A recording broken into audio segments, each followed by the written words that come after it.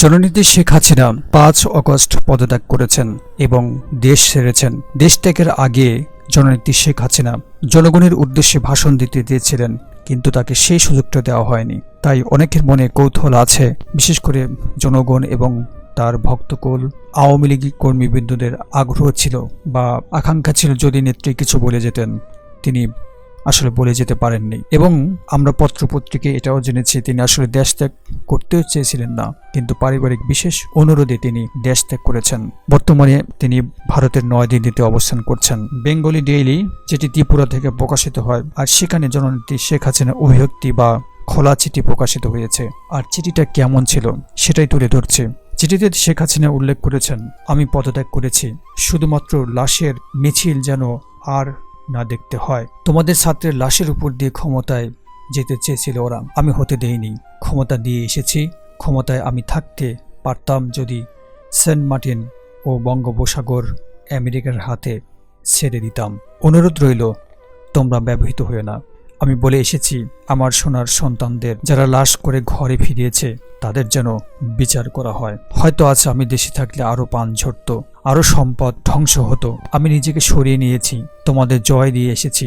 তোমরা ছিলে আমার শক্তি, তোমরা আমাকে চাওনি। আমি নিজেই তখন চলে এসেছি, পদত্যাগ করেছি। আমার কর্মী যারা আছেন কেউ মনোবল হারাবেন না। আওয়ামী লীগ বারবার উঠে দাঁড়িয়েছে, আপনারাই দাঁড় করিয়েছেন।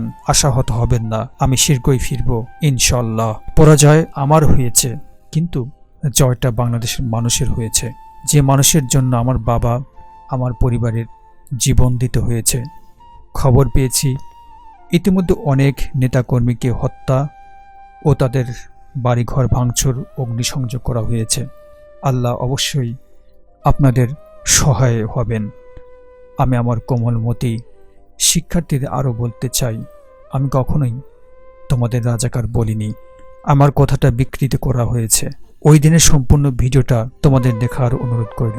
তোমাদের বিপদগ্রস্ত করে একদল তার সুবিধা নিয়েছে। তোমরা ঠিকই তা একদিন অনুধাবন করতে পারবে বলে আমার বিশ্বাস। ভালো থেকো আমার দেশের মানুষ, ভালো থেকো, ভালো রেখো আমার সোনার বাংলাকে। জয় বাংলা, জয় বঙ্গবন্ধু। প্রিয় বন্ধুগণ, আমরা আমাদের এই দেশটা জননেত্রী শেখ হাসিনা চলে যাওয়ার পর আমরা তাকে সৌরতন্ত্রের খেতাব দিয়েছি। আমরা বলছি স্বাধীন হয়েছি, কিন্তু আসলে কি স্বাধীন হয়েছি? জননেত্রী শেখ হাসিনার এই চিঠিতে বিশেষ কয়েকটি দিক রয়েছে যা দেশের জন্য খুবই ভয়ঙ্কর, আমাদের জন্য ভয়ঙ্কর। আসলে কি সত্যি কি তাই?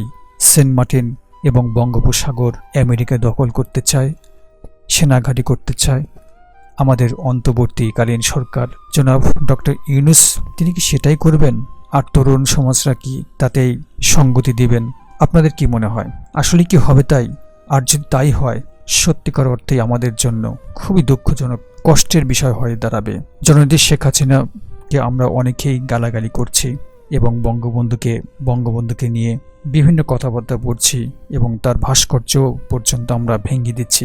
কিন্তু এটাও সত্য যে জননেত্রী শেখ হাসিনা দীর্ঘদিন ক্ষমতায় ছিলেন। তার শাসনকালে অনিয়ম হয়েছে বটে, কিন্তু উন্নয়নও অনেক কিছু হয়েছে যা ইতিপূর্বে কোনো সরকার দেখাতে পারেনি। এবং বঙ্গবন্ধু শেখ মুজিবুর রহমান, তিনি দেশের জন্য, দেশের মানুষের জন্য যা করেছেন, আসলে সেটা কোনো কথায় বা বক্তব্যে সেটা পেশ করা যায় না। তাদের অবদান কোনোভাবেই অস্বীকার করা যায় না। এখন আমাদের একটি প্রত্যাশা, জননেত্রী শেখ হাসিনা নেই, তাদেরকে যেভাবে হোক আমরা সবাই কামনা করি, আকাঙ্ক্ষা করি যে দেশটা ভালো থাকুক, শান্তিতে থাকুক। যেই ক্ষমতায় আসুক, ক্ষমতার অপব্যবহার না করে যথার্থ ব্যবহার করে দেশ এবং দেশের মানুষকে এগিয়ে নিয়ে যাবে, বিশ্বের দরবারে মাথা উঁচু করে আমাদেরকে যেন গর্ব করে কথা বলতে পারি, সেটাই আমাদের প্রত্যাশা। আর আমরা বিশ্বাস করি বাংলাদেশের জনগণ ঘুরে দাঁড়াতে পারে, ঘুরে দাঁড়ালে অবশ্যই সেটা সম্ভব হবে ইনশাআল্লাহ।